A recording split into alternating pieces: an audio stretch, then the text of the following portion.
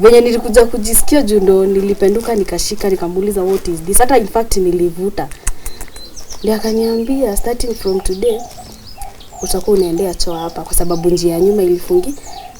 Sasa venye aliniambia hivyo nikaona yenyewe hiyo ina make sense. Juu sasa siumwi na tumbo, nasikia niko sawa. Wakaniambia okay. Ilikuwa tumor. Nikamwangalia nikajifanya nikamuuliza tumor nini. Akaniambia ilikuwa cancer na ilikuwa stage 2. Ilikuwa mbakisha kidogo ifike 3.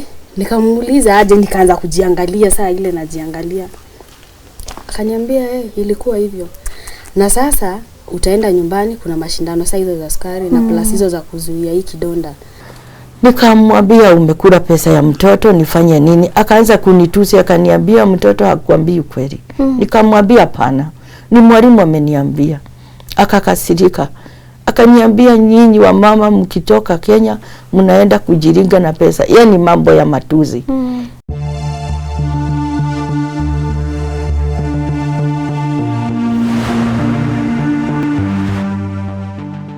You know how much of a struggle it is when you're unwell.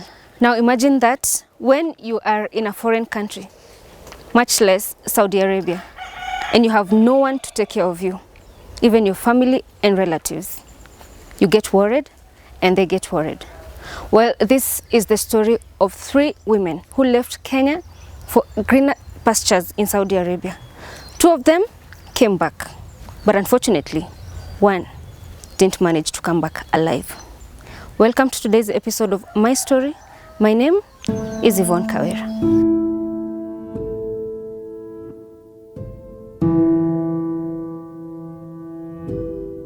Kwa majina mimi naitwa Evelyn Amina. Kutoka wapi? Nimezaliwa hapa Nakuru. Yeah. Okay. Na mimi ni mtoto wa pili kwa familia, I'm the second born. Yeah. Okay. Kwa watoto 5. Mimi tu ndo msichana, wengine wote ni vijana. Mimi tu ndo msichana. Nilifika wapi after ku grow up, maisha ikaendelea ukaamua sasa uende Saudi ama nilikuwa nimefanyika before uende Saudi? Okay, nilikuwa before niende Saudi nilikuwa nafanya kazi huku hivi Nairobi. Nikafanya ikafika mahali nikaona hiyo kazi ukihesabu transport ni nyingi nini, sometimes mzee ana kazi, hiyo rent. Nikaona ni stress, ndo nikaamua saa kutoka. In fact sitakwambianga mtu naenda. Ni mtoto tu nilikuja nikadrop na nikajitoa. Uko na watoto wangapi? 2 vijana. Alright. 2. So ukitoka huyo mtoto wa mwisho alikuwa miaka ngapi wakati ulitoka? Alikuwa almost karibu mwaka. Sasa ndo nikaenda nikafanya kazi for 2 years kwa madam, but nimekuwa tu msick all that time. Nikafanya kazi hapo nikakuja nikaona ukipigia madam ukimwambia wewe ni mgonjwa anakuambia umeze Panadol ama anapiga simu utibiwe online. Sasa mimi nikaona hapa nitaumia, sasa ndo nikaamua kutoka nje. So vile nilitoka nje nikaanza kuwa mgonjwa, mara miguu. Sasa after miguu kufura ndo nilikuja saa ikakuja ikakuwa sawa, nikaendelea kuhaso. Ndio saa tumbo ikaanza kufura. Hivi ulienda Saudi Arabia mwaka gani? 2018 mwezi wa 7. Okay. Yeah. Nilikuwa umepromise utapatiwa kazi gani ukienda huko? Ilikuwa tu ya nyumba. Yeah, na ndio nilienda na nikapata. Walikuwa na kutreat vizuri. Yeah, walikuwa wazuri. Walikuwa wazuri. Lakini unajua tu kawaida contract ikiendelea kuisha wanaanzanga au ndo kusema sasa jua na Jones umetoka hautarudi. So mimi nilikuja kutoroka after nimemaliza 2 years. Okay. Juu ya kubishana, juu nilipie ticket, jilipie hivyo. Ndo nikaamua kutoka. Okay. So after kutoka sasa hapo ndo nilikuja nikajikalisha. Yeah. Na hapo ndo ulianza kuwa msick kama ulikuwa msick before utoke? Before hata nikiwa kwa madam nilikuwa msick, lakini sasa ni ile siku 2 3 uko sawa, mwezi 1 2 uko sawa, inarudi tena. Okay. Nikatoka sasa nikakuja nikakaa nje. Nikafanya kazi ndo sasa ikafika mahali sasa nikaamua kutafuta tu kitu naweza fanya at least kenye kanaweza nisimamia. Ndo nipate riziki ya watu wengi. Alright. So ukiwa kule mali ilifika ukaona hii ugonjwa imezidi kwa sababu ulikuwa na shida ya miguu pia ya tumbo. At what point ulifika ukafeel sasa this is too much, lazima uende hospitali usik matibabu? Sasa before ndo nikuja sasa nikuwe msick sana, nilikuwa naenda choo ya damu. Yeah, like a month hivi. Ilikuwa mwezi wa pili. Hiyo mwezi nikaanza kwenda hivyo, sometimes nasikia tu bloating, tumbo imefura tu hivyo. Na sitoi anything, tumbo tu imefura na imenyamaza. Sitaki kukula, appetite ikapotea. Sasa ndo ilifika mwezi wa 3 tarehe 14. Tumbo ikaanza kufura. Siendi choo, sifanyi nini for 10 days. Sasa hapo ndo nikaona hapana, imekuwa worse. Ndio nikaenda kwa rafiki yangu, anaitwa Saida. Nikaenda sana nikakaa kwake. Akajaribu all means aone venye nitakuwa. Sasa ndio akakuja akaona sasa kitu imekuwa worse, tumbo haitulii. Siendi choo na it's 10 days, siendi choo.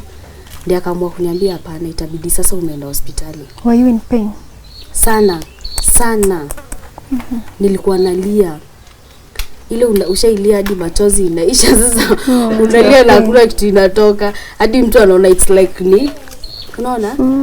Yeah, ilikuwa hivyo. Ukaenda hosi. Nikajipeleka hospitali. Hata nilibebwa na driver mwingine hapo hivyo Mpakistani. Akanipeleka juu hospitali, huwezi ingia hivyo hivyo.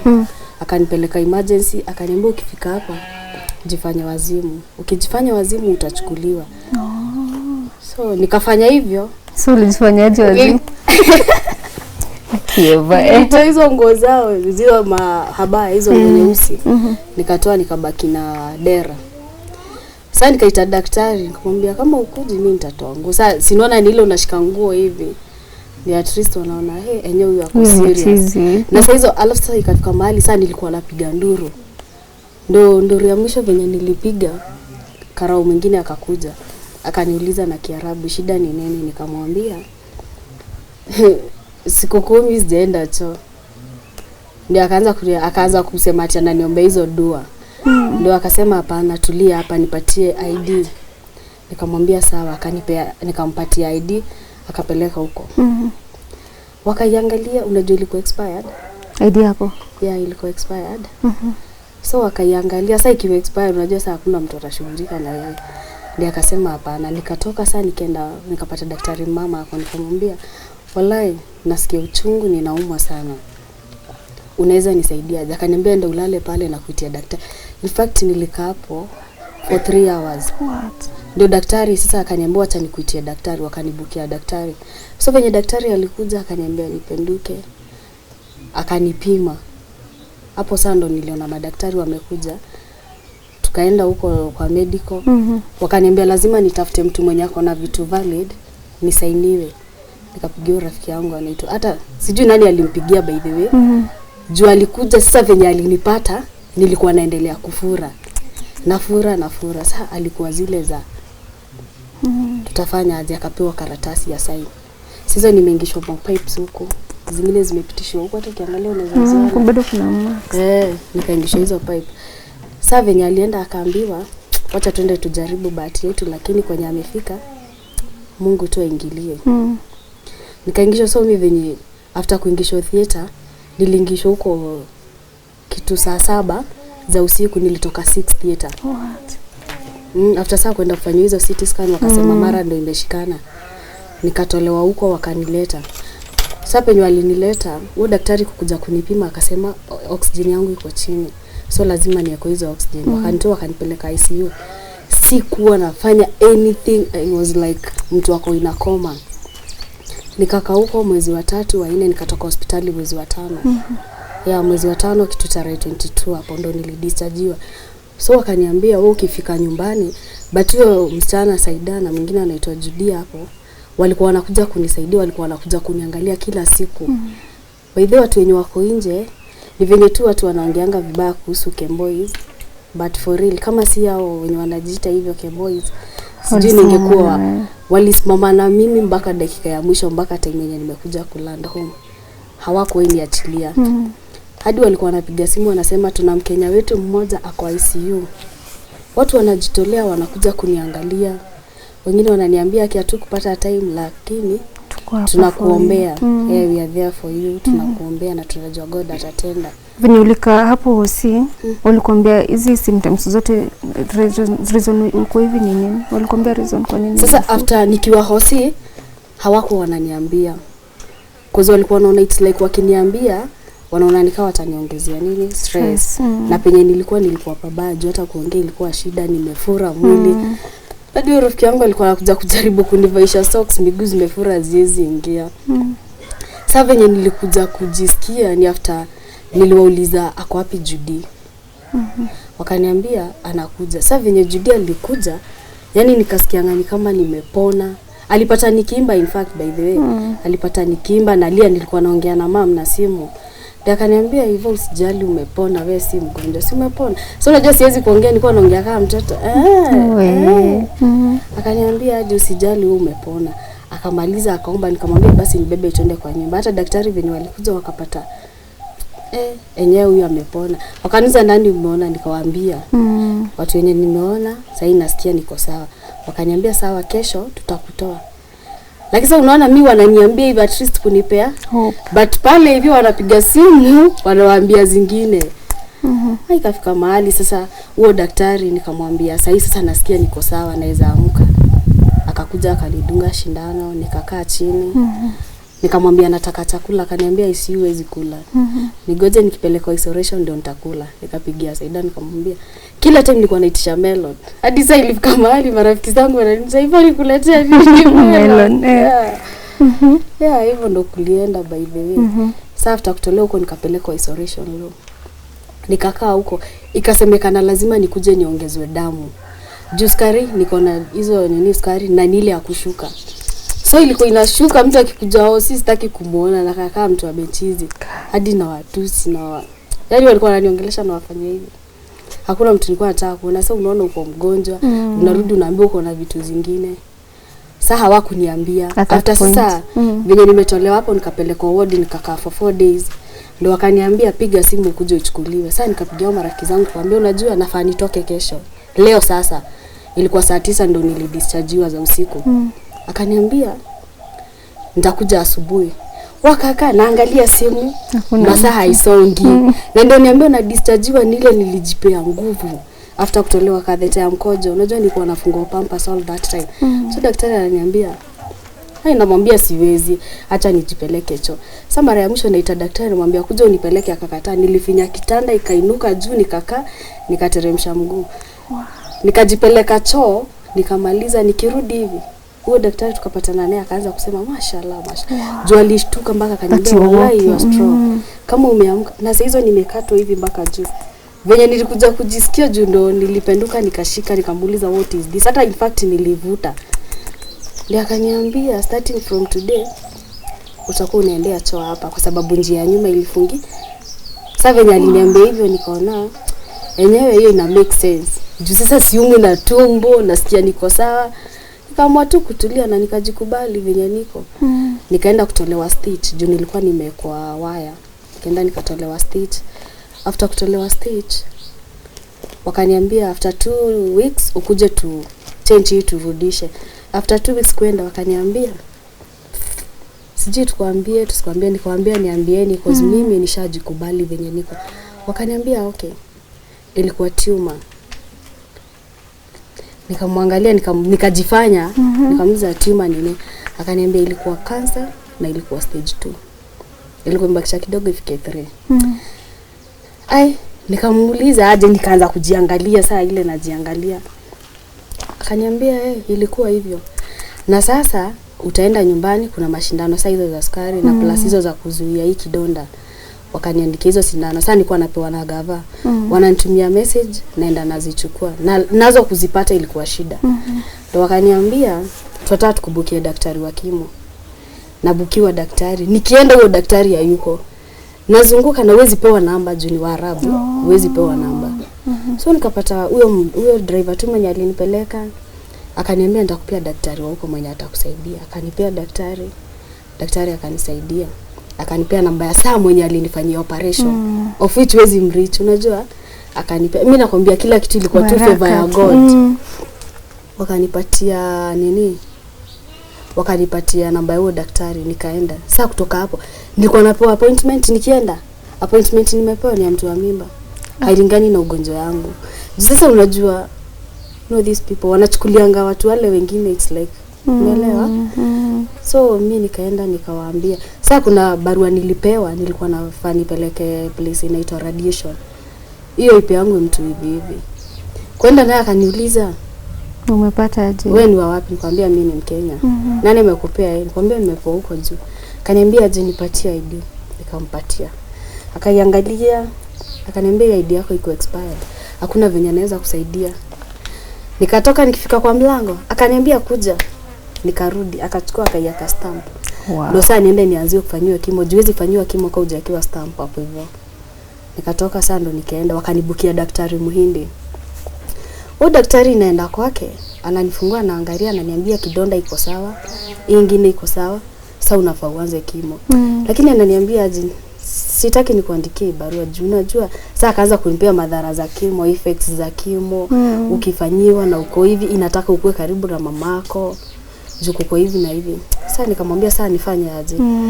Akakaa akaniambia ndio ukuje tarehe 7 mwezi wa tarehe 8 mwezi wa 7. Nikarudi. Kufika huko akaniangalia akaniambia aje unajua you're just like my daughter. Na mimi sioni need ya wewe kukupea nini kimo. Acha nikuandikie dawa zenye utameza ndio uanzie kimo. Kuniandikia dawa. Nilizunguka for 2 weeks kama sijaipata. Na hizo dawa nilikuwa nafaa nikunywe for 2 weeks. Ndio sasa wajue kama hiki kitu itakuwa reversed. 2 weeks zikaisha. Nikizunguka naambiwa inapatikana hospitali moja tu. Hospitali sasa hiyo yenye nilikuwa na moja ya government inaitwa Ali bin Ali. Sasa ndio nikapigia daktari mwingine saa mwenye niliconnectiwa kwake ndio nikaanza kupewa appointment. Akaniambia right now as we are talking I'm not in Saudi, I'm in Thailand. Nikamwambia kuna dawa nimeandikiwa za kimo na sijui nitafanya aje. Akaniambia aje send me the picture. Nikamtumia. Akanunua akaniambia oh my god hizi dawa nimefika nazo airport haziwezi pita, haziwezi exportiwa. So utafanya aje? Mimi nikaona hiki kitu imekuwa aje. My mama akaniambia wewe usijali. Alafu hata marafiki zangu akina Judia walikuwa wananiambia aje kama tu naamini Mungu kila kitu itaenda sawa. So hiyo siku wakaniwekea party ya fundraising. Venye tu tulitoka party watu walikuja walijaa. After kutoka party wakatuambia nyinyi endeni. Kufika tu hospitali hata hatukuulizwa nilipeana tu karatasi hivi. Dawa zenye nilikuwa nazunguka nikitafuta wakanitolea za kimo. Nikameza zile kwa siku nilikuwa na meza dawa ngapi? 6. 3 asubuhi, 3 jioni. On top of hiyo na shindano ngapi? 2. Wewe ndio unajidunga hizo sindano? Sasa sometimes hiyo Saidandi alikuwa ananidunga. Saa zingine unaona maybe ameenda job, amerudi kaa amechelewa. So itabidi tu umejikaza unajidunga. Hata nikikuja hapa nilikuwa najidunga madhi akiona. At what point did you decide sasa imetosha nataka kuja Kenya? Sasa ni after nimeenda hosi nikakosa kamera. Hiyo ya huku nyuma sijui nisikiwa kita demoscopy. That's after umemaliza zile dawa za 2 weeks. After nishamaliza hizo dawa nimerudi nimepimwa. Nimeambiwa kila kitu iko sawa. Okay. So ukaona tu kuja Kenya. Nikasema sasa hii kwenye imefika. Leo sina sasa nimeanza kimo na daktari. Nimemaliza. Nikirudi sipati hiyo daktari. Nikamwambia sasa kimo ushamaliza. Unafaa sijui uanze nini ndio sasa tupime ndio tuone. Kwenda kuangalia daktari alienda vacation. Sasa mimi nikamwambia huyo Judia kaniambia akiwa anasaidia hivi. Hatuoni faida ya wewe kukaa hapa. Juu kitu inafaa irudishwe. Walikuwa wamesema wanafaa kuirudisha after 2 weeks. Kutoka nimedischargiwa. 2 weeks zikaisha nikarudi. Wakaniambia after 3 months. Nikienda napata daktari mwingine na wananirefer kwa daktari mwingine. Wakaniambia after 6 months. 6 months zikaisha bado niko na hii kitu. Unaona? Bado niko nayo. Sina venye nitafanya. Sasa hapo ndo wakasema hapana. Sasa kwenye imefika wacha tu tutafute means tuone venye utaenda nyumbani. Sasa mara ya mwisho sasa appointment ya mwisho. Au hospitali ndo walinipigia wakaniambia Evelyn, tomorrow you have an appointment. Today you have an appointment at 7 o'clock. Nikamwambia sawa. Ninakuja. Nikajitayarisha vizuri nikaenda. Sasa hapo nilikuwa najua naenda kurudishwa. Kufika hapo napata stories zingine. Sasa nikakufa moyo kabisa nikasema sasa kwenye nimefika. Uzuri nishajikubali, nimeambiwa niko na cancer na nishajikubali. Na hata kuenda na hii kitu by the way nimekaa nayo ni mwezi wa 8 sasa.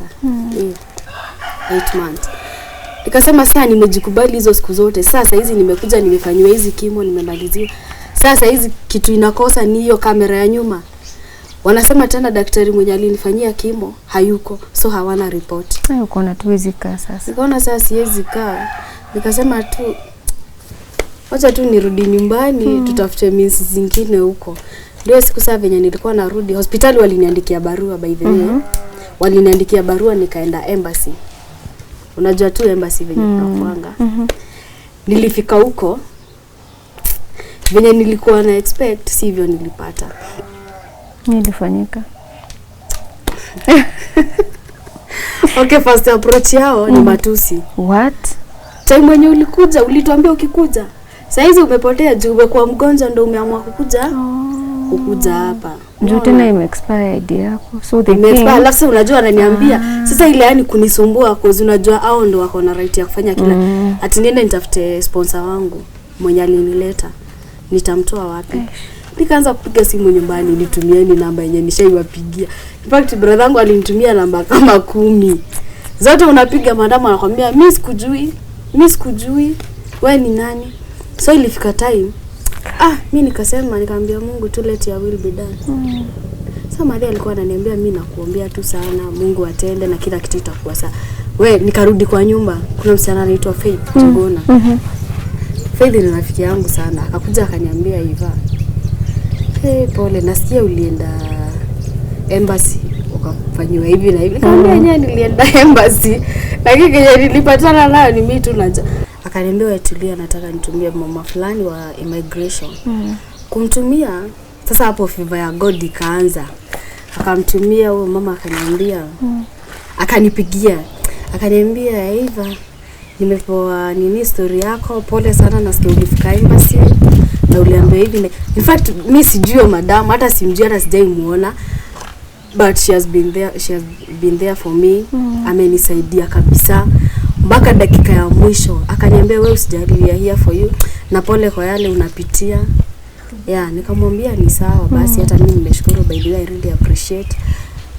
Juu kama si wewe singepatiwa hizo vitu. Juu nasikia sana nimeambiwa embassy nijitafutie kafiri. Huyo sponsor na mtu wapi? Sponsor mwenyewe unajua sana nilipotea kwake nitamapproach aje. Na ushapotea uko nje sasa hivi unajitawala. It's now like 3 years. Kutoka nitoke kwake nitamtafuta wapi? Ndio sasa huyo Faith akanisaidia nikakuja nikapata. After kupata sasa venye nilipata UJD kuna group alikuwa ameniformianga ya WhatsApp group. Sasa ndio Judy akaniambia vitu zishatoka sasa tulikuwa tuna update tunajulisha watu. Juu penye nilikuwa sikuwa pazuri. Jota kuna picha zilikuwa zinasambaa but hizo tuachane nazo sikuwa pazuri by the way. But I thank God for everything. Na marafiki zangu wenye wamekuwa hapo, they have been there for me. Walikuwa wanaketa, yani ushaikaa na mtu at your condition, unatembea na choo yako but wako okay nayo. Sometimes umelala imefunguka, kila kitu imemwagika. Na yani mtu anakuambia hata sichoki, unakaa na wao. Yani mnakaa vizuri, saa zingine umekaa tu hivi ilifunguka na ujui. So ishaanza kumwagika na mnakula. Wanakuambia achana nayo mpaka tumalize. Tunamaliza kukula, ndio sana nasimama natoa. Kwanza Saida mimi hata sijui nitasema aje kwa sababu yani hadi nilikuwa namwangalianga hivi nalia mpaka na feel guilty naona like yani aliamua kubeba mzigo wangu. Si sister yangu. Si tribe ya kwetu. Tulipatana tu Saudi. Yani alikuwa ananishughulikia, alikuwa anaenda job. Ana make sure akitoka ametengeneza kila kitu. Alikuwa unajua sasa sikuwa nakula. Food zangu zilikuwa hizi smoother. Anaacha ameniblendia beetroot. Hapo ndo nilianza kunywa beetroot na vile nilikuwa nazichukia, ananiblendia hizo beetroot, ananiblendia maziwa. Aneka hizo nini tamal, anaziblend. Anaacha chupa 3 ya smoother, 3 ya hizo nini. Ananiambia nikirudi nisipate zikiwa hapo. Anaacha amepika kani supu anaweka hapo. Hata mara ya mwisho aliacha amepika supu akaniachia hapo. Najaribu kufungua napigia mom na video madhe ananiambia I wish ningekuwa hapo nifungulie. Haifunguki na nataka kukunywa juu. Akizipata hapo na unaona ameamka mapema, amejitolea. Ameingia jikoni, amepika, ametengeneza hizo juice zote, ameziacha. Alafu arudi apate sijakula. Nasimama tu nikitetemeka hivi mpaka nafika kwenye ziko naziweka na kula. Saa ya mwisho nikajaribu kabisa nikashinda. Mama akaniambia sasa utafanya aje? Hebu jaribu kuvutana mdomo. Nikajaribu wapi? Nikamwambia ataikae nitakunywa akirudi. Kitu yenye nitafanya nitakunywa hizo juice zote. Sasa niko na kunywa hizo zote. Anatoka anaenda jo. Ile design sasa unaona akirudi lazima anishike mkono hivi anivute ndo nisimame. Sasa ilifika mahali unajua sasa mimi ni mzito na yeye ni mdogo. Baby hata wewe ni mkubwa kumshinda. But yani alikuwa na hiyo nguvu ananishika ananivuta. Sasa ilifika mahali akaniambia Kivala itabidi umeshikilia hii meza. Fanya nini ujikaze usimame. Nikamwambia yenyewe acha nishikilie. Nikangangana nikasimama. Sasa kutoka hapo akiniambia Mungu tu nipe nguvu. Yeah. Juu mimi hakuwa niachilia. Nilikuwa nakaa kwake. Nakula, navaa. Ananinunulia hadi pampers za kufunga. Hakuwahi choka na mimi. Aliambia nitangangana na wewe mpaka dakika ya mwisho. Na ni kweli alingangana na mimi mpaka nikamwambia yani umeamua kufa na mimi kabisa. Tukaenda basi tukano sisi wawili. Ati wewe hivi jinga uko nayo na hiyo revenue uko nayo ungechanganya singemeka kitu. Mimi sikuongelesha. Yeye akanyamaza ndio akawauliza okay sikatai. Sasa amekuja hapa. Akamwambia kama angekuwa mgonjwa angekuja, angekaa nje. Angekazana tu. So ulienda kwaje huko? Ndio nikuja huko. Sasa si ndio Faith aliniconnect na ule mama wa immigration. Mama wa immigration akaniambia hata sitaki ukuje. Juu ulikuwa umekuja huko na ukaonekana. Na once umefika tu embassy hivi. Ambassador anateremkanga juu unajua na kuona kuna kamera. Anateremka. Akaniambia sitaki ukuje hapa. Akaniambia chukua simu jipige selfie nitumie nitengeneze. Nikajipiga. Akatengeneza. Akaniambia hata kama iko clear bora ufike wapi nyumbani uende upate matibabu. Nikamwambia ni sawa. Akanitengenezea within 2 weeks. Exit visa yangu ilikuwa ishatoka. Wow. Na venye sasa uliland kuna mali ulienda matibabu venye si nimeland tu juzi. Yeah. When how soon, how recent? Ilikuwa lile after nani ameapishwa. Yeah. That's like less than a month ago. Na sasa unajua lazima ningemaliza zile shindano zenye nilikuwa nazo, nimalizane nazo ndo sasa nianze kwenda hosi. So hapo janza matibabu? Sijaanza, nilikuwa nimeenda kwa bro. Yeah. Okay. Sasa after kutoka huko, ile siku yenye ulinipigia, nikakwambia niko huko. Sasa kutoka hapo sasa ndo nilikuwa nataka. Ndo tunatafuta sasa hospitali yenye nipoa yenye naweza enda nifanywe reversal. Juu lazima kuna zile test zenye nitafanyiwa. Juu naona huko walifanya test zao wakasema ni cancer. Na wakasema hiki kitu iko supposed kutolewa haraka. So nikienda naambiwa after 3 months watatoa. After 4 months, 6 months watatoa. Sasa hii ni mwezi wa 8. Sasa mara ya mwisho ndo andiwe moyo waliniambia itatolewa after 1 year. Nikauliza sasa after 1 year nitakuwa na survive aje? Because hata sometimes hizi catheter kuzipata ilikuwa shida. Utazunguka. Ukiambia driver akuende. Kwa driver mmoja alikuwa anaitwa Michi. Namwambia niende. Yaani anazunguka the whole day. Anakuja ananiambia wewe product hizi vitu hazipatikani. Hizi vitu hazipatikani. Sasa hizo sina kitu ya kutumia. Hauna venye utafanya. Na unajua sasa hicho sika ya nyuma ati ya nyuma at least hii inatokanga tu hivi. So wewe Saida alikuwa anachukua sometimes hiyo pampers ananishika vizuri anafunga na selte papa niende hapo hivyo sasa ndo at least tupate hizo vitu unaona. Ndio sasa siku ya mwisho venye nilienda hospitali wakanipea nyingi nikatumia jua linipeanga after nimetoka hosi mwezi wa 5 nikakaa nazo mwezi wa 6 wa 7 wa 8. Ndio nikitaka kuja nikarudi. Size yenye nilikuwa natumia hawana. Nikabidi nimepewa size ndogo. Sasa hii natumianga zile ndogo. Okay. Na ofits najua ziko karibu kuisha. Yeah. Juu najua hii ukienda choo maybe you dispose like once.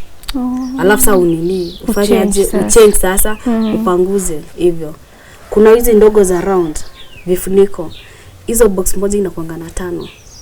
Sasa hii box kubwa yenye iko na hizo karatasi ndo zinakuanga 30. Yeah. Okay. So ni challenge.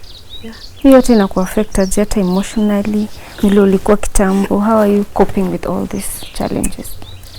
Naona tu bado uko na furaha hapo. Najikaza tu. Yaani ni kujikubali tu. Unaona ugonjwa inazidingi mtu usipojikubali. Yeah. So mimi nilifika mahali tu nikajikubali nikasema hata nikataa kujikubali ishakuwa. Hakuna venye itachange. After ilifika mahali nilikuwa na imekia fan. But inside sasa ndio nataka kuonyesha mabeshte that uko strong. Niko strong, niko happy. But nikikaa peke yangu, sasa sikuwa nataka nikae peke yangu. Alafu ilikuwa inanionyeshanga tu. Nikae nikitembea. Madhi akinipigia anamwambia mama niko kwa barabara. Nilikuwa nataka tu nikae nikienda. Sitaki nikae mahali peke yangu. Juu nikikaa peke yangu nianze kufikiria na iangalia hivi nasema guy, sasa hii maisha gani yake? Yaani naanza unashaika hivi unaanza question God. Okay. Yaani nilikuja dunia niko na safa hizi vitu zote. Inafika mahali nikiwa na mabeshte hadi wengine wanakuja wanasema aje. Kuna wasichana walikuja hapo wakasema ati akisi wa Kenya wanajua kuficha pesa. Sasa mimi nimeketi hapa nilikuwa na songa demu mwingine. Kuna wenye walikuwa wameketi hapo. Sasa ile nikaiongea it's like mimi unajua niliona hata sika kitu. Nikwambia hii si pesa. Hii ni choo. You understand situation. Saa mmoja akiwa hapo akaanza kulia. Akaniza uko serious na unasimama. Kama sasa nitafanya aje? Mimi si mgonjwa. Wakiniambia wewe ni mgonjwa naambia mimi si mgonjwa. Yaani nilikuwa ile strong. Na ndio kila kitu ilikujeka kuwa sawa juu sasa sikujieka ati yani ile ati sasa nimekuwa mgonjwa. Siwezi fanya kitu ninakaa tu hapo. Nilikuwa nachangamka vibaya sana. Nice. So mwenye anakuangalia saizi anasikia story yako. Unaweza sema reason kwa nini unashare story yako ni gani hasa? Kwa mwenye anakutazama. Nilikuwa na share kwanza nirudishe I would like to thank all of them au wenye walikuwa there for me. Team ya girls yani wenye walikuwa there for me au akina Judy, akina Saida na wengine walikuwa wengi akina Rita, akina Faith. Walikuwa wengi sana na hakuna mtu aliyechoka na mimi. Kila mtu alikuwa ananipigia kwanza Anita. Alikuwa ananipigia kama mama sasa namwambia hapo. Nikuletee nini? Yaani venye nacheka na yeye anacheka nizotafua ngalo. Namwambia aniambia sawa nitakuletea. Yaani hakuna mtu hadi time yenye niliambiwa nipewe damu kuna wanaume walijitolea. Mmoja huyo Michi na mwingine anaitwa Pato lakini Pato sasa yako Kenya. Walijitoleanga wakakuja kunitolea damu. Wow. But sasa venye walikuja kunitolea wakapimwa wakaambiwa wanafaa waende walale juu hawako wanalala. Unajua sasa ni driver. Wanafaa walale kiasi wa rest ndio sawa kuje jioni wakuje wanipe damu. Sasa mimi venye nilikosa niliambia Mungu mimi siongezi damu ya mtu mwingine tena anisaidie. Juu hizo damu nimeongezwa sana hata sometimes nakanga hivi nasema mama ndizo zilituma. Juu before nimeongezwa damu sana. Kila time mama alikuwa ananipigia kwa wapi namwambia niko hosi. Mara naenda naongezwa damu, iron na maji at once.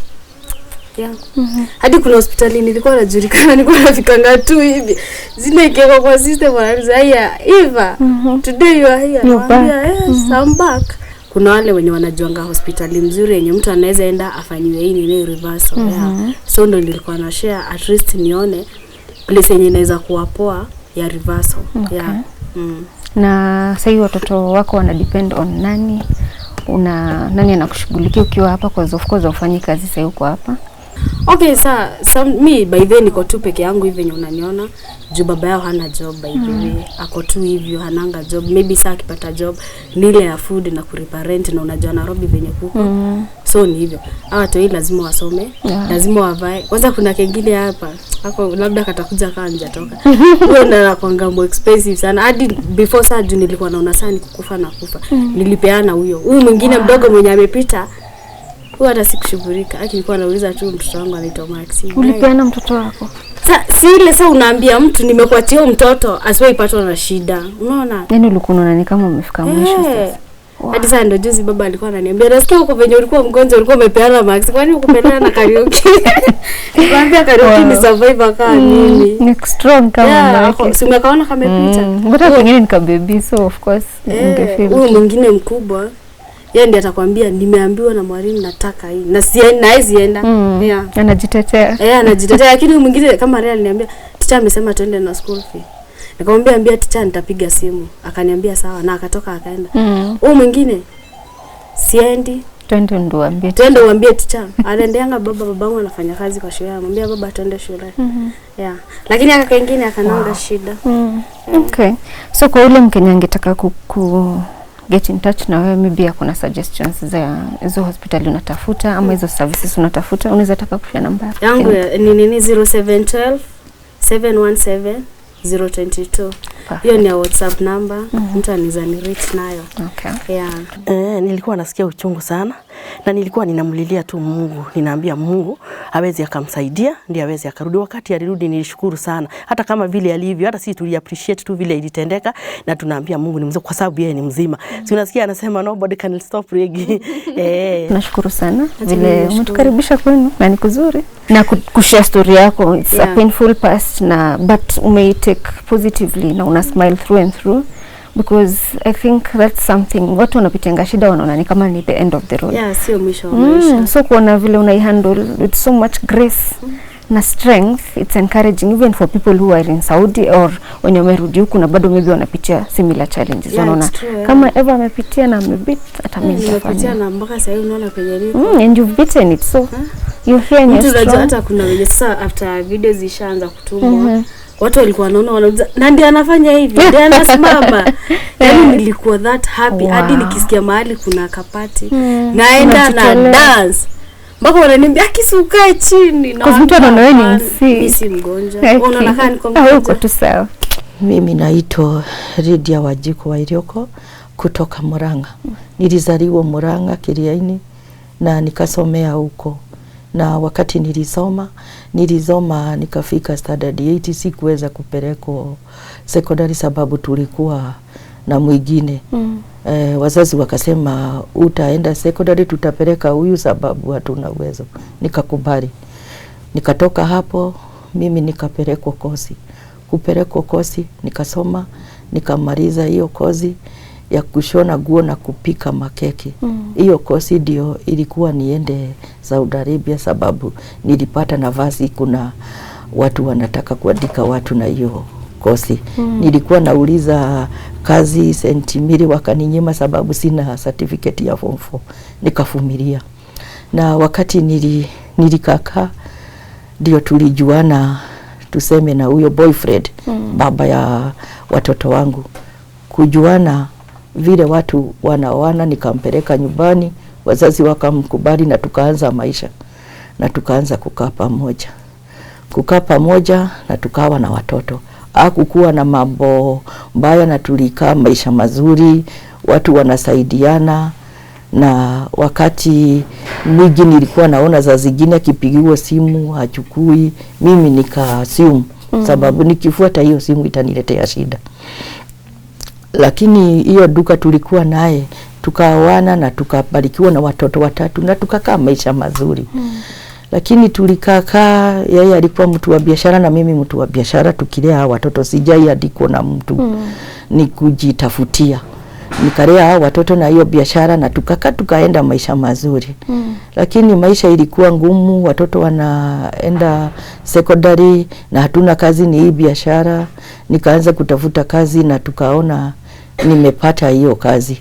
Nikamwambia mimi sababu naenda Saudi, unataka niende? Akaniambia utaenda ndio tusaidiane.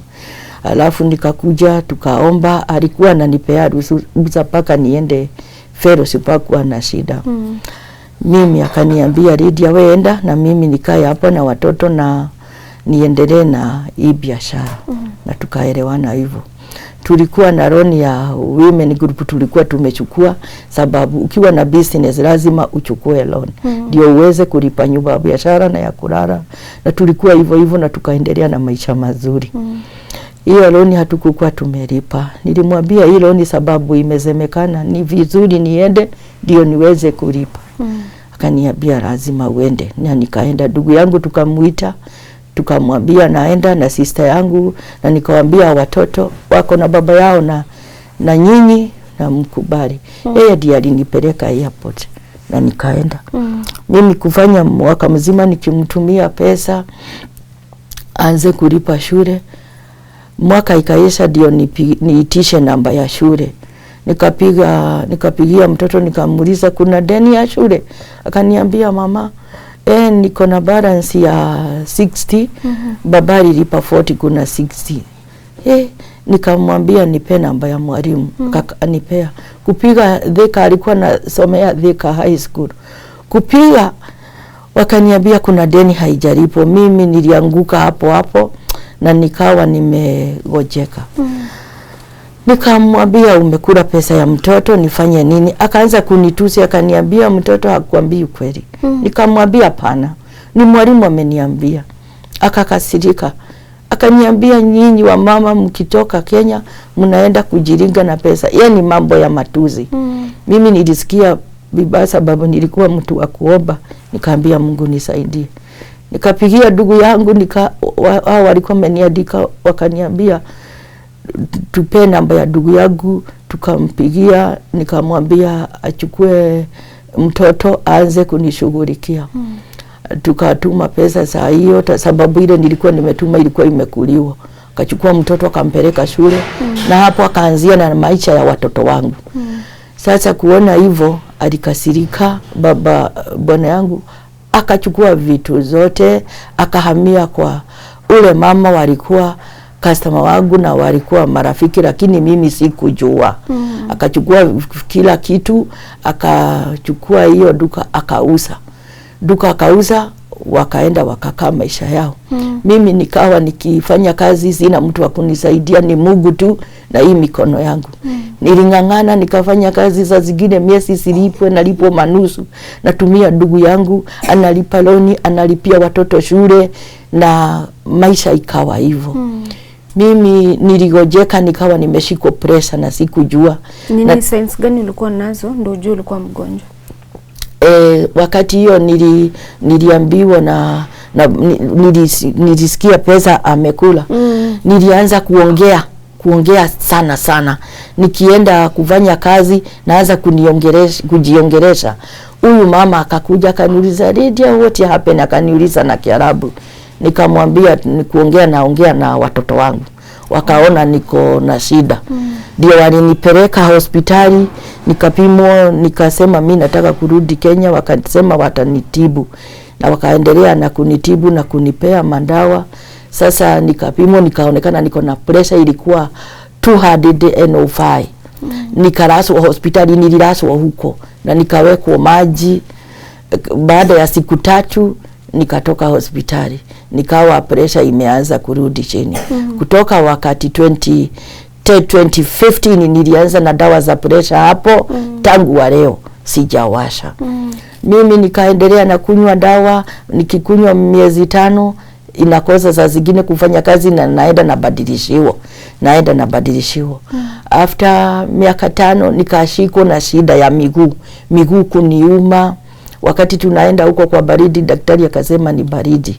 Nikamwambia mkubali nirudi Kenya, wakasema hapana, wacha ufanye kazi utapona. Hivyo kulifika mahali wakaanza kuniletea dawa wenyewe, sababu hawataki niende niongee na daktari. Wakaniletea dawa tofauti, wakaniletea dawa za miguu, nikakunywa, kuchanganya na hiyo za pressure. Ndio pressure haikurudi chini ile kiwango inavaa. Kwa hivyo hiyo miaka 8 pressure ilikuwa haikuwa mzuri. Paka 2022 shida ikawa mingi. Nikawa sitembei, miguu huku kunaleta shida. Nikitembea miguu inakataa. Nikienda kuchukua vitu na shida na kuinama. Nawaambia niko na shida. Ndio niliwaambia mimi mkubali nirudi Kenya, nisipigie president, nikawastua. Kawaambia nitapigia president apigie watu wetu nilete. Ndio walikubali, wakanilipia ndege. Walikataa na pesa zangu sababu hawakuwa wamenilipa kabisa. Walikuwa wananilipa miezi zingine wananilipa, na sina uwezo, sina mtu wa kunitetea. 2022 ndio nilikuja, nikawa miguu haitembei sababu ya huko baridi, Saudi Arabia baridi na mwagika kama snow. Hakuna mvua inakuja, lakini miezi ya baridi mkiamuka nje kote ni white. Lazima mtoke nje na viatu na majaketi na masoksi hivyo. Hiyo shida ikanishika miguu ikawa karibu ni paralysis, sababu nilikuwa na shida ya hii mguu moja na hii mkono ikawa sishiki kitu. Kutoka hapo wakaniambia unataka kwenda Kenya, nikawaambia lazima niende sababu niko na shida. Mimi ndio nilikuja. Na nirudi nyuma kidogo, niliweza kufanya kazi na nikang'ang'ana nikalipa hiyo loan ya huko, na nilikuwa nasomesha watoto wawili na wote nilimalizana nao. Mimi nilijikaza nikaambia Mungu nisaidie kukua single mother, si ati ni kitu bora, unibariki Mungu na unipe nguvu. Nikafanya kazi na nikafanya hiyo kazi yote.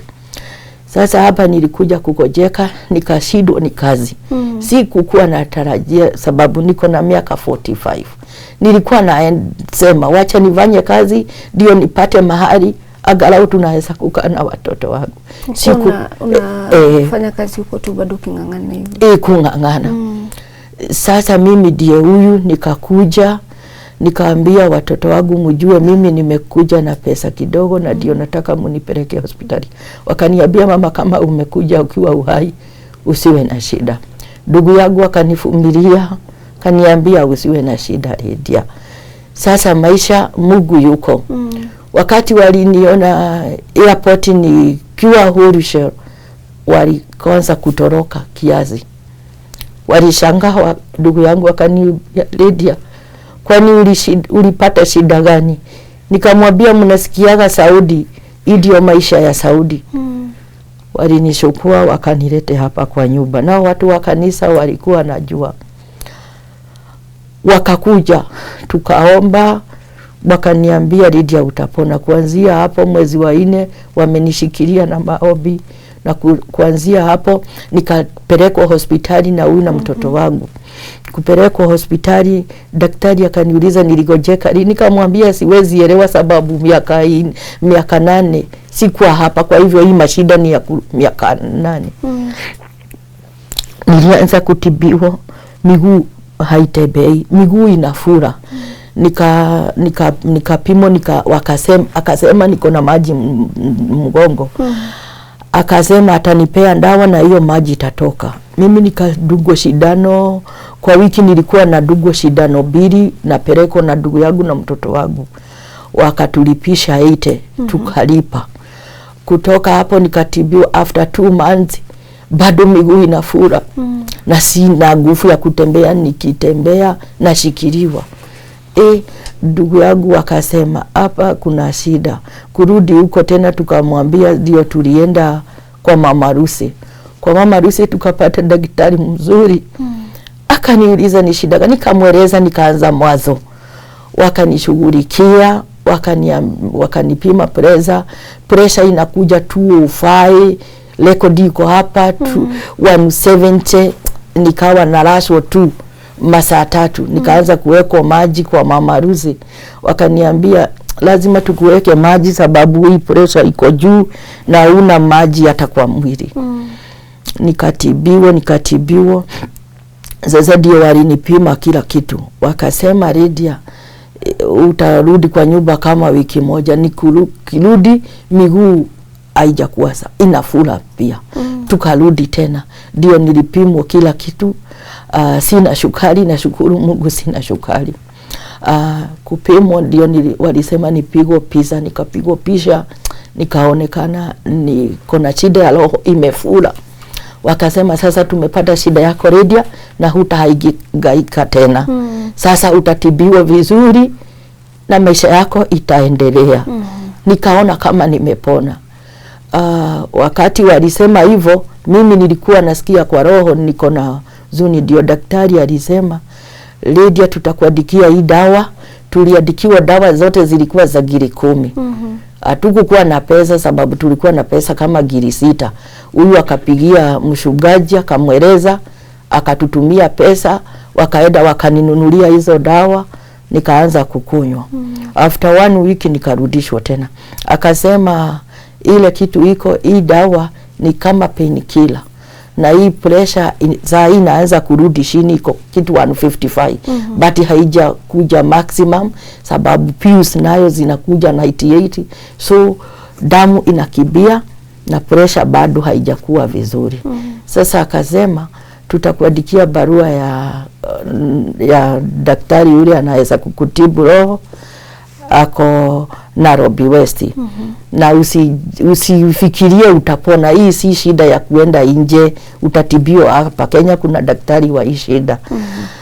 Wakamuulisha ni pesa ngapi, akaandika hapo, akasema ni kitu 400 itaweza kukusaidia unatatibiwa. So hiyo ni ngiri 400. Ngiri 400, 400. Alafu wakatuandikia na alafu wakaniambia niwe naenda kliniki kila siku. Lakini fare nayo hakuna. Wakasema kama kuna hospitali iko pale Naivas, ndio napeleka na ndugu yangu after 3 days kupimwa pressure. Ndio walisema lazima uangalie pressure, na ndio ukiona imekuja 190 uleto kuweke maji. Sasa naendaga kupimwa after 2 days. Sina hiyo, wakaniambia ninunue hiyo mashini ya kujipima mimi mwenyewe. Nikamwambia sina, nikawaambia sina uwezo. Sasa wakaniambia ukitibiwa hiyo roho utakuwa sawa, sababu utaanza kutibiwa na haitafura tena.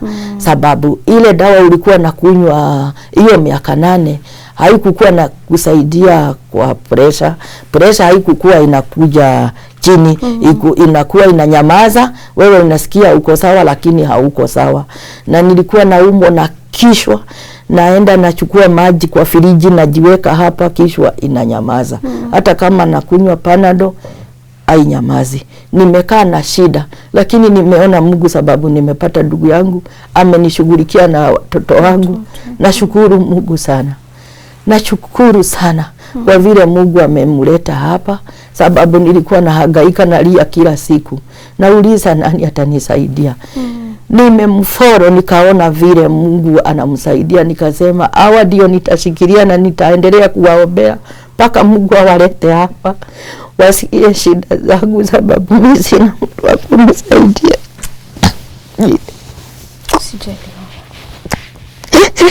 Nidalia kile sina uwezo. Sina mama, sina mtu wa kunisaidia, na hiyo miaka yote nilitoka huko na shida. Mama yangu ndio hii. Kwa sawa.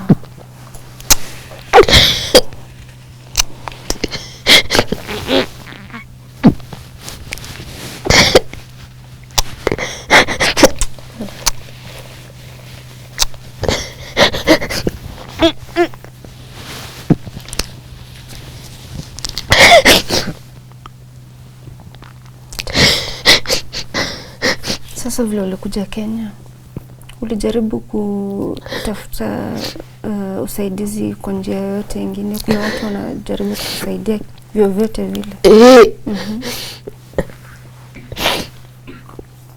Kuna watu wa kanisa walinieleza, Waboi wa Mwagi, Shanera Waboi wa Mwagi mnamsikiaga. Na wakanipea watu wengi, hawa wengine sikuwataja hapa wasiseme na waharibia kazi zao. Watu wa media kama 3, tuseme watu 3, niliwapigia simu na nikapea vile nitawaeleza. Nikawapigia, wananiambia tupe wiki 2 tutakuja. Hawakukuja, mwezi imeisha. Watu wengine nikawapigia, wakaniambia tupe wiki 2 tutasikia hiyo shida yako, tutakuja, wacha election iishe tutakuja. Hawakukuja. Before election nikapigia huyu Waboi wa Mwagi, nikamwambia niko na shida, niko na maji mgongo na sina uwezo. Waboi wa Mwagi akaniambia kuja, after 2 days kuja, uko na fare ya kukuja hapa. Nikaambia ndugu yangu, akanitafutia 600. Nikapelekwa na msichana wangu paka huko Kiambu, anakuaka Kiambu. Nilienda nikapeana story hiyo yangu, nilipeana hivyo, nilipeana vile bwana yangu alichukua customer wangu na akakosa kunisaidia tena. Lakini nikasema sijaenda kusema mambo yake, mimi nilimsamehea. Nataka tu watu wanisaidie, sababu ile pesa nilikuwa nalipishwa za kutoa maji mgongo sikuwa nazo. Nikienda kwa Waboi wa Mwagi sikujua ati niko na shida ingine ya roho, sababu nilikuwa natibiwa tu pressure na kuvura miguu na hiyo maji kwa mgongo. Waboi akaambia watu wananisaidia, walikuwa nataka 100. nilipewa na watu 61,000. 61,000 tukapeleka hospitali, nikaanza kutibiwa. Hiyo 30 ilibaki sababu walikuwa nataka 100. Kuna mama rafiki yangu sana sana, na huyo mama alitusaidia akasema, mimi niko na wrong book, hii 30 zimebaki tupeleke hospitali, wakupenda wadio maji toke. Nilikuwa nafura, miguu ilikuwa mbaya kabisa. Walikuwa nakuja hapa kuniona, akapeleka hiyo hospitali, nikatibiwa.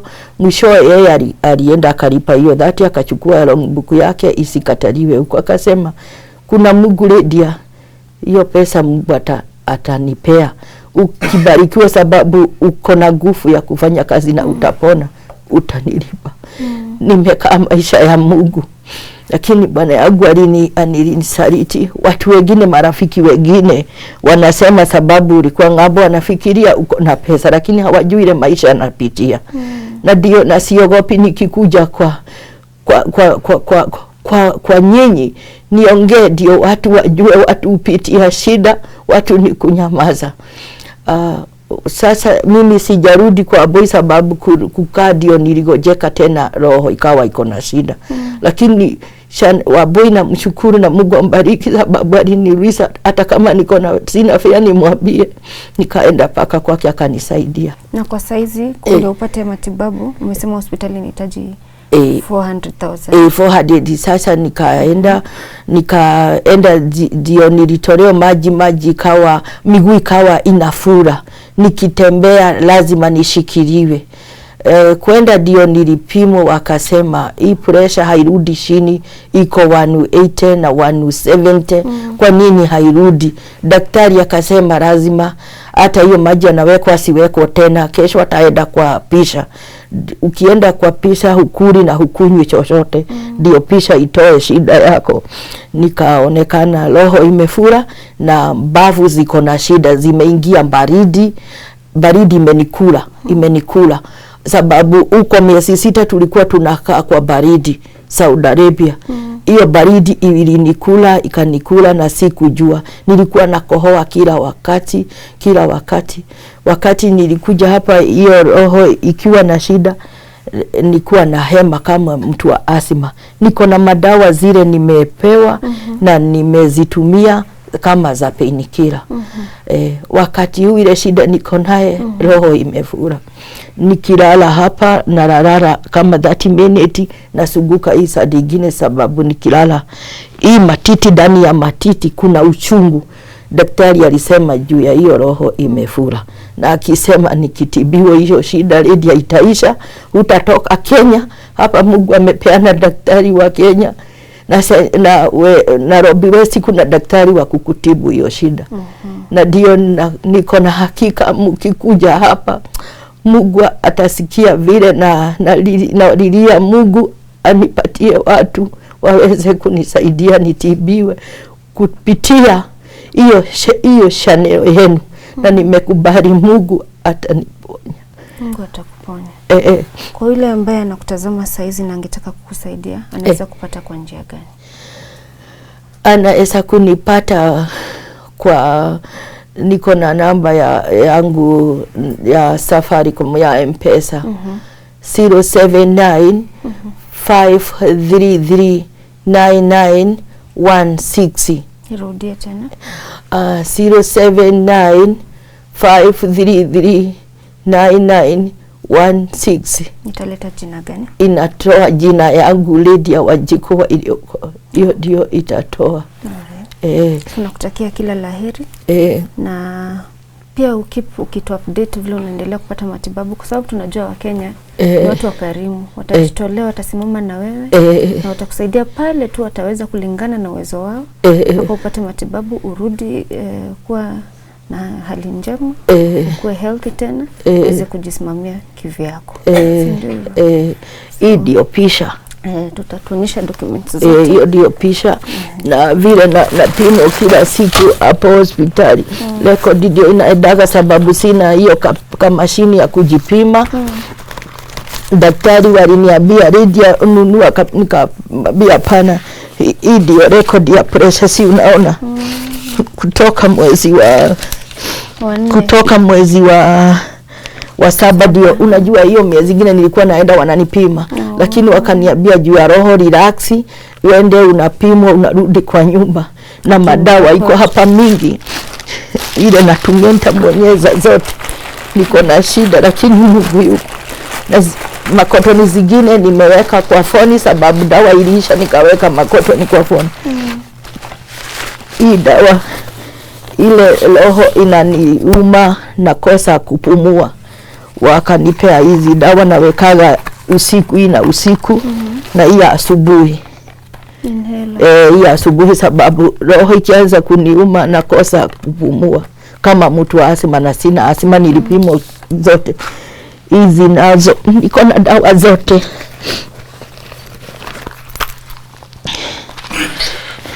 Hizi nazo ni za pressure.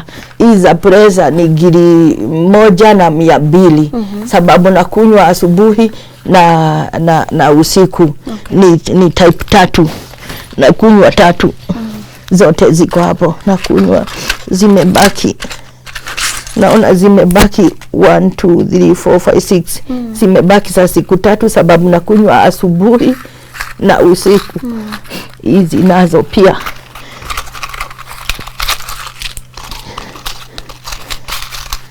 hizi nazo nakunywa hivyo. Hii 3 za kunywa zote zote nakunywa pamoja asubuhi na usiku. Okay. Hizi nazo ni ushugu wa miguu. Hizi zote hizi ni za miguu. Nakunywa. Na hii ni moja kwa siku? Moja kwa siku. Hii moja kwa siku. Hii zote. Hii zote.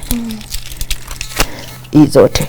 Hizi ni type nyingi za ni za miguu sababu inawasha, inafula na haisheji. Lakini daktari akasema hii ni kama painkiller, ukianza kutibiwa hii dawa zote hutatumia.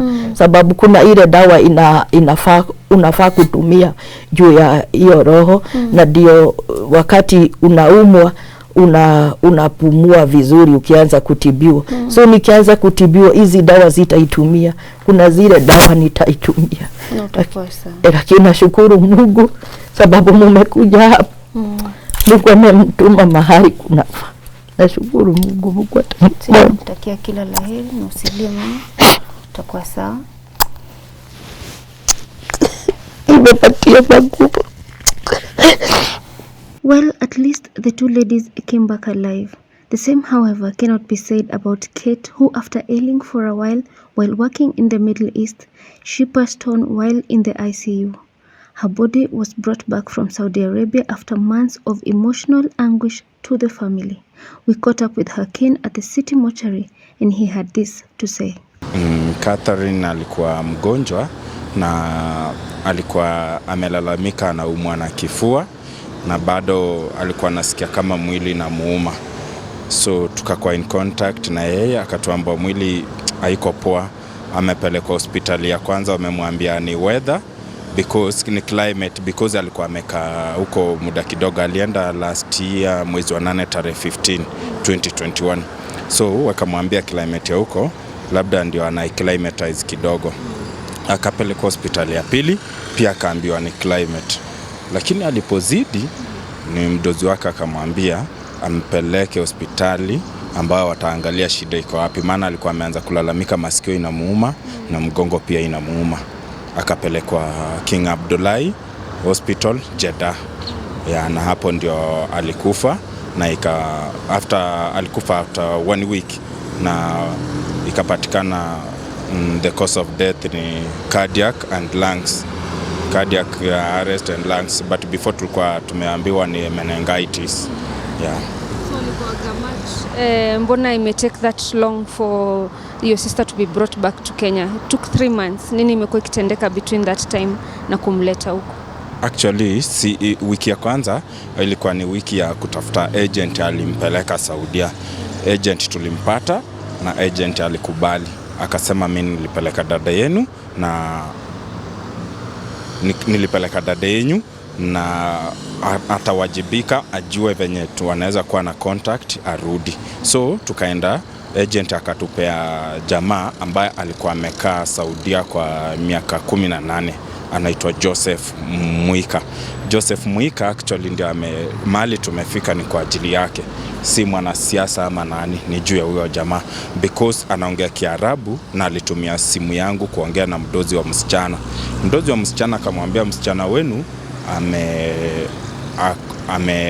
daktari amesema kwa muda mfupi hatakuwa na nyinyi, vitu zote kwa mwili hazifanyi kazi.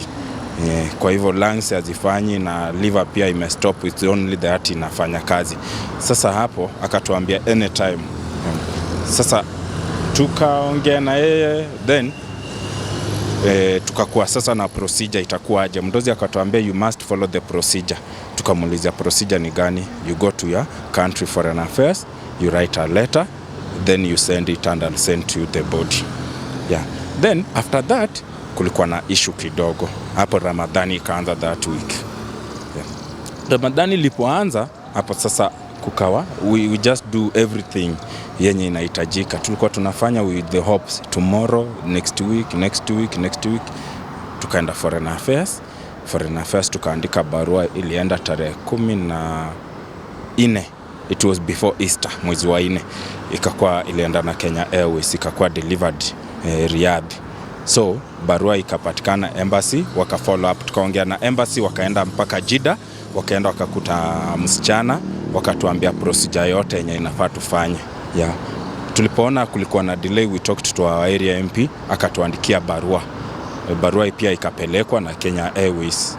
Ilipopelekwa wakatuambia the response ni kwamba every process imeisha, lakini there is some hawajamalizana na cargo agency kulipia mwili. So hapo ndio tulikuwa tunashindwa iko aje, because mdozi that time alikuwa anatuambia I've paid everything for your sister, na muulize embassy why there is a delay, because I've also got the messages from the embassy and mdozi. But embassy there is a guy there called Juma. Yeah. Most people wanasema afanyi kazi, but I think the issue is with the government of Kenya, because mahali nimeangalia Saudia iko na so many Kenyans and they are served by only the embassy.